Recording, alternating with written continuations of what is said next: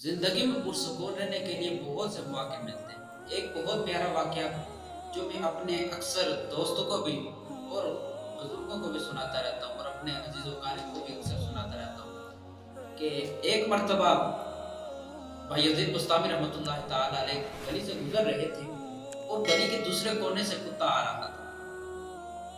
تو بھائی یزید بستامی رحمۃ اللہ تعالی علیہ کتے کو دیکھ کر تو وہ سائڈ پر کھڑے ہوئے۔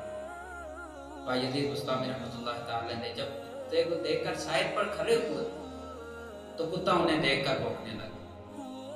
کتا ان کو دیکھ کر بھونک ہی رہا تھا کہ بھائی یزید بستامی رحمۃ اللہ تعالی علیہ رونے لگے۔ بھائی یزید بستامی رحمۃ اللہ تعالی علیہ رونے لگے تو ان کے ساتھ جو تھے انہوں نے کہا یا سیدی یہ کیا ماجرا ہے کہ آپ کیوں رو رہے ہیں؟